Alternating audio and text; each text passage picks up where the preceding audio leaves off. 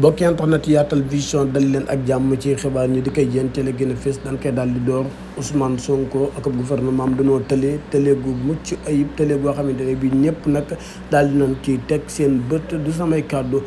yi nag kii di Abdou Mbow député assemblée nationale la moo daal di xam lu mel noonu may xam le nag ni moom Abdou Mbow mile kii di Ousmane Sonko ak gouvernement bi le dañoo télé lool ba jéggi dayoo te nee na nag télé gi nee na képp koo xamante ne bi nag yaa ngay xool di ubbi say gët nag daal di nga koy gis te it xam nga lu mel noonu nee na nag loolee tax na nag ba ñoom ñii nag dañoo war a daal di tekki nag seen ndombay tànk nag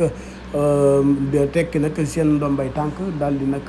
bàyyi jëbbale caabi assemblée nationale boobu jëbbale caabi palais de la république boobee loolu la xam ne moom Abdou Mbow mi nga xamante ne nag ma nga bokk nag ci coalition Benno Bokk Yaakaar waaye di député assemblée nationale loolee daal dala xam ne mi nga xam ne nag ne Ousmane Sonko ak gouvernement am daal di nan ni nag tëlee lajj nan ci li nga xamante ne jàpp na ne moom lan yaakaaroon ci ñoom ba taxoon ñu jox leen réew mi la di Sénégal.